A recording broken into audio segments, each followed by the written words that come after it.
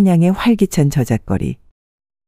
좌판과 행인들로 북적이는 시장 한복판에서 강 선생은 소매를 걷어붙이고 앉아 있었습니다. 그의 앞에는 두 사람이 앉아 있었는데 한 사람은 우람한 체격의 장사꾼이었고 다른 한 사람은 마른 체형의 서책 장수였습니다. 강 선생은 장사꾼의 얼굴을 유심히 살피더니 잠시 후 말을 건넸습니다. 자네는 이마가 넓고 광대뼈가 튼실하니 재물이 끊이지 않을 상이요. 허나 입술이 얇고 코끝이 살짝 처졌으니 바라도 모으지를 못할 운명이요. 장사꾼은 눈을 크게 뜨며 깜짝 놀랐습니다. 어찌 아셨소이까? 제가 돈을 벌어도 어찌 된 일인지 늘 허전하니 주머니가 가볍소이다. 강 선생은 빙그레 웃으며 고개를 끄덕였습니다. 그럴 줄 알았소. 돈을 모으고 싶거든 낭비를 줄이고 입을 무겁게 해야 하오. 입이 가장 큰 문제요. 그 옆에 있던 서책 장수가 불안한 얼굴로 물었습니다. 그렇다면 저는 어떻습니까? 제 관상도 봐주시겠소? 강 선생은 그의 눈매를 유심히 살폈습니다. 그대는 눈이 깊고 콧대가 반듯하니 학문이 깊을 상이요. 그러나 인매가 약간 처졌으니 늘 걱정이 많고 근심을 스스로 키우는 운명이로다. 서책 장수는 크게 한숨을 쉬었습니다. 아이고, 어찌 그리도 정확하십니까? 저는 날마다 책을 팔며 세상 근심을 다 안고 사는 듯한 기분이오이다. 허허, 사람의 얼굴에는 인생이 고스란히 담기는 법이지. 근심을 덜고 싶거든 책만 팔 것이 아니라 가끔은 즐거운 이야기도 나눠보시오. 저잣거리 사람들은 그의 명쾌한 풀이에 박수를 치며 감탄했습니다. 강 선생은 흐뭇한 미소를 지으며 주위를 둘러보았죠. 그러나 이내 그의 얼굴에 근심이 떠올랐습니다. 남의 관상은 척척 보는데 정작 내 딸의 팔자는 어찌할 것인가? 그는 깊은 한숨을 내쉬며 자리에서 일어났습니다. 그의 머릿속에는 오직 딸 연희의 앞날만 가득 차 있었습니다. 강 선생의 집은 아침부터 무거운 기운이 감돌고 있었습니다. 강 선생은 긴 한숨을 쉬며 자신의 딸 연희의 관상을 되짚었습니다. 이걸 어쩐단 말이야? 그 고운 얼굴에 복이 하나도 없단 말인가? 강 선생은 고개를 저으며 앉아 있었습니다. 관상을 본 지 수십 년, 얼굴만 봐도 그 사람의 앞날이 훤히 보였지만 정작 자기 딸의 운명은 참담하기 그지없었습니다. 이마는 매끈하고 눈은 반짝였으나 턱선과 입꼬리가 가리키는 운명이 심상치 않았습니다.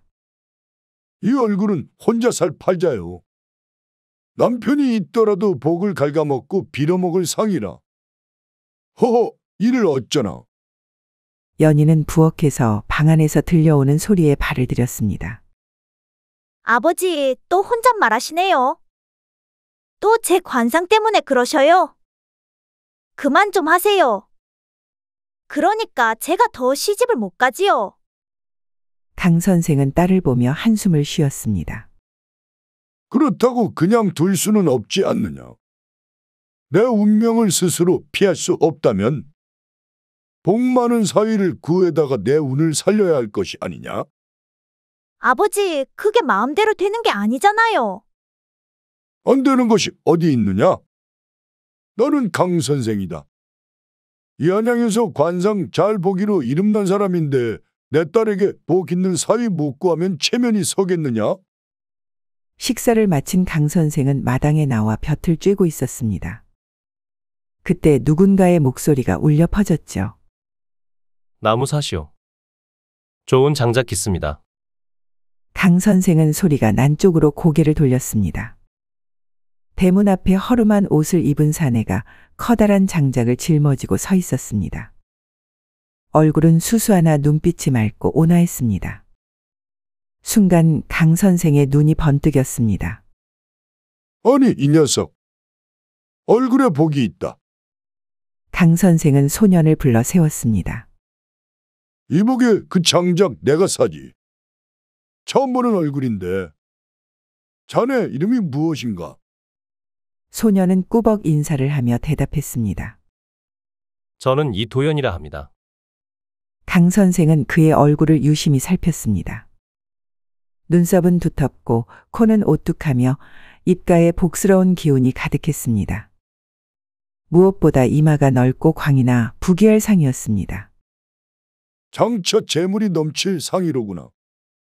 이 녀석이 내 사위가 될 사람이로다. 강 선생은 잔뜩 흥분하여 도연을 붙잡아야겠다고 생각했습니다. 자네 장작을 부엌으로 들여놓게. 좋은 장작이라니 내가 다 사겠네. 도연은 고개를 끄덕이며 부엌으로 들어갔습니다. 그곳에서 불을 떼고 있는 연희와 마주쳤죠. 연희는 그를 경계하듯 바라보았습니다. 장작을 어디에 둘까요? 거기 두고 가세요. 도연은 강 선생의 딸의 미모에 순간 마음이 동했지만 강 선생의 딸은 한낱 나무꾼에게는 눈길조차 가지 않았죠. 도연은 다시 마당으로 나와 강 선생과 마주했습니다.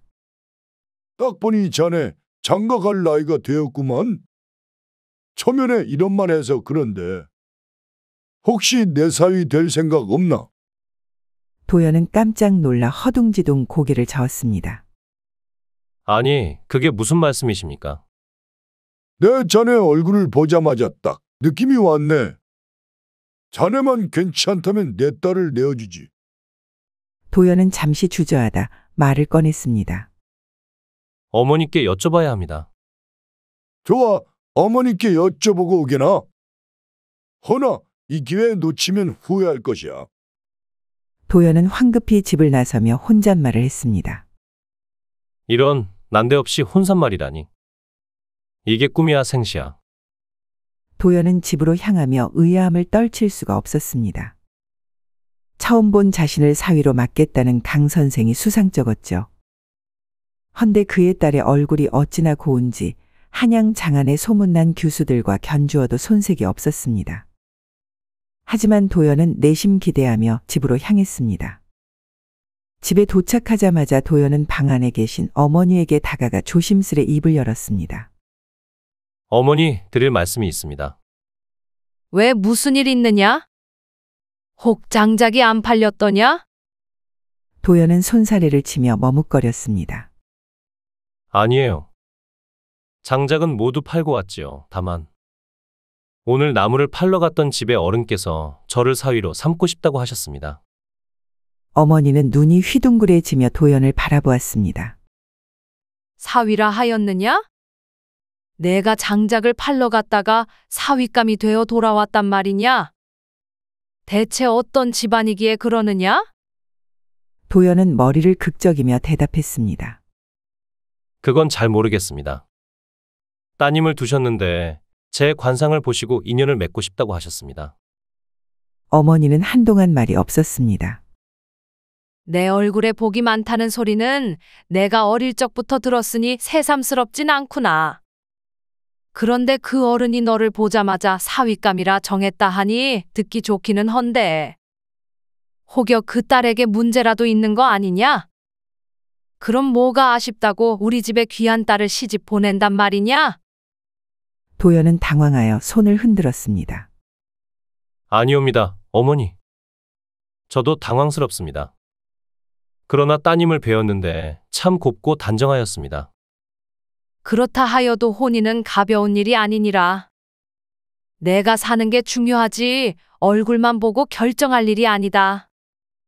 더구나 관상을 보고 널 택했다면 관상가일 터인데 그런 자가 정한 혼사가 과연 너에게 복이 될지 화가 될지 어찌 아느냐? 도연은 잠시 생각에 잠겼습니다. 어머니의 말은 일리가 있었습니다. 거절하여라. 혼사는 그렇게 쉽게 관상쟁이의 말 한마디로 정할 일이 아니다. 부부의 연은 다 하늘의 뜻에 맡겨야 한다. 도연은 결국 깊이 절을 하며 대답했습니다. 알겠습니다, 어머니. 어머님의 뜻을 따르겠습니다. 다음 날 도연은 강 선생의 집을 다시 찾았습니다. 강 선생은 문 앞에서 도연을 보자마자 반가운 얼굴로 맞이했습니다. 왔는가? 어머니께서 허락하셨겠지? 도연은 난감한 표정으로 고개를 숙였습니다. 어머님의 뜻을 거스를 수 없습니다. 죄송하오나 어르신 말씀은 감사하나 그 뜻은 못 따르겠네요. 강 선생의 얼굴이 굳어졌습니다. 뭐하라? 어머니께서 반대하셨다 하느냐? 이유는 무엇인가? 도연은 거듭 고개를 숙이며 대답했습니다. 혼인은 얼굴만 보고 정하는 것이 아니라는 말씀이셨습니다. 강 선생은 딸을 보며 길게 한숨을 내쉬었습니다. 결국 그는 도연을 향해 손을 흔들며 말했습니다. 알겠네. 인연이 아니면 억지로 한다고 이어지는 것이 아니지.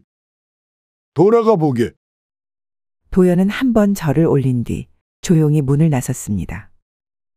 강 선생은 아쉬움과 걱정으로 한숨만 연거푸 내쉬었습니다. 그때 강 선생의 딸이 앞으로 나와 따지듯이 말을 건넸습니다. 아버지, 저를 저 나무꾼에게 보내려고 하셨어요. 너무 하신 거 아니에요? 저 녀석 인물이 좋다. 그게 늘 사네요. 싫다고요.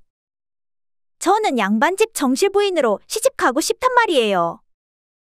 이럴 거면 시집 가라고 하지도 마셔요. 그리고 얼마 후 도연의 어머니는 도연에게 혼담을 하나 꺼냈습니다. 얘야, 참한 처자가 있다. 얼굴은 그리 곱지는 않다만 마음이 너그러우니 내게 복이 될 것이다. 어머니가 그렇다며 그런 게지요. 알겠습니다. 여인은 얼굴보다 마음이 중요하다. 그 처자는 내가 가난해도 함께 할 수 있는 사람이다. 이 어미를 믿어보거라. 그렇게 하여 도연은 어머니가 정해준 인연을 만나게 되었습니다. 그녀는 작은 키에 둥그스름한 얼굴을 가지고 그다지 곱지 않은 외모를 가지고 있었습니다. 그러나 도연과 이야기하는 내내 웃음을 잃지 않았고 그의 사정을 듣고도 따뜻한 미소를 지어 보였습니다. 어머님과 함께 사신다 들었습니다. 참, 효성이 지극하십니다. 도연은 머쓱하게 웃었습니다. 그리 봐주시니 감사하오. 허나 어머니를 모시는 것이 자식된 도리 아니겠소? 그녀는 고개를 끄덕이며 차분히 말했습니다. 그렇지요. 그 마음이 크면 모든 것이 편안해지리라 생각합니다. 저는 큰 것을 바라지 않사옵니다. 다만 함께 살며 성실하고 의지할 수 있는 사람이면 충분합니다. 도연은 그 말에 마음이 편안해졌습니다. 그렇게 두 사람은 혼례를 올렸습니다. 그렇게 시간이 흐르고 도연은 아내와 함께 가난하지만 소박한 삶을 꾸려가고 있었습니다. 비록 부유하지는 않았으나 서로를 아끼며 작은 것에 감사하는 삶이었습니다. 그러나 가난이란 쉽게 비켜가지 않았습니다. 식량이 넉넉지 않은 날도 있었고 어머니가 편찮으시면 약 한 첩 구하는 것도 쉽지 않았습니다. 그러던 어느 날 도연의 아내가 웃으며 말했습니다. 서방님, 오늘은 금음날이옵니다. 떡이라도 조금 빚어 드시지 않겠습니까? 도연은 미소를 지으며 고개를 끄덕였습니다. 그리합시다. 그간 고생이 많았으니 오늘만큼은 서로 기쁜 날로 만듭시다. 그렇게 하여 아내는 떡을 빚어 시루에 찌기 시작했습니다. 연기가 솔솔 피어오르며 집안에 구수한 냄새가 퍼졌습니다. 금은밤 어둠이 내려앉은 도연의 집에는 달빛만이 희미하게 비추고 있었습니다. 시루에서 김이 모락모락 피어오르고 구수한 떡 냄새가 방안을 가득 채웠습니다. 도연과 아내는 서로를 바라보며 웃고 있었죠. 오랜만에 떡을 먹으니 맛있어. 아니, 당신이 한 것이라 더 맛있는 것 같소? 그렇지요. 서방님과 이렇게 함께하는 게 곧 복이지 않겠습니까? 그때였습니다. 바깥에서 기묘한 소리가 들려왔습니다. 떡 냄새 좋구나. 도연은 깜짝 놀라 몸을 일으켰고 아내는 소매로 입을 가리며 속삭였습니다. 이 밤중에 누가? 대문을 열자 그 앞에는 털북숭이 도깨비가 서 있었습니다. 키는 장대 같았고 눈은 초롱초롱 빛났습니다. 그는 배가 고프다는 듯이 입을 해벌리며 말했습니다. 여보시오, 떡을 좀 나눠 주실 수 있겠소? 이 몸이 오늘 하루 종일 굶었소. 도연은 당황하여 얼른 아내를 돌아보았습니다. 그러나 아내는 서슴없이 시루를 들고 나왔습니다. 여기 있소. 허기졌다면 이 떡을 다 가져가시오. 아니, 우리가 먹을 것도 넉넉하지 않은데. 전부 준단 말이요? 아내는 조용히 미소 지으며 말했습니다. 이분이 얼마나 배고팠으면 이렇게 찾아왔겠습니까? 우리는 또 해 먹으면 되니 이 딱한 이에게 다 나눠주시지요. 도깨비는 감격하여 눈을 반짝였습니다. 참으로 너그러운 부인이시구려. 도깨비는 시루를 덥석 받아들고 그대로 떡을 허겁지겁 먹기 시작했습니다. 그리고는 만족스러운 표정으로 말했습니다. 이런 인정을 받다니 이 몸이 그냥 갈 수 없지. 이 은혜를 어찌 갚을꼬? 그는 시루를 바닥에 내려놓고 커다란 손바닥을 흔들더니 시루 안으로 손을 집어넣었습니다. 순간 텅 비어 있던 시루에서 번쩍이는 금화가 쏟아져 나왔습니다. 자, 이것이 바로 그대들에게 주는 선물이오. 내가 받은 은혜를 갚는 것이니 마음껏 쓰시오. 도연과 아내는 깜짝 놀라 시루 속을 들여다보았습니다. 황금빛으로 반짝이는 돈이 한가득 들어 있었습니다. 도연이 믿기지 않는다는 듯 말했습니다. 아니, 이게 어찌 된 일이요? 이걸 왜 우리에게? 인정 많은 자들에게 복이 깃드는 법. 그러니 욕심내지 말고 잘 쓰시오. 그러고는 바람처럼 사라졌습니다. 도연과 아내는 얼떨떨한 얼굴로 서로를 바라보았습니다. 아내가 먼저 입을 열었습니다. 여보, 이제 우리는 부자예요. 그러게 말이요.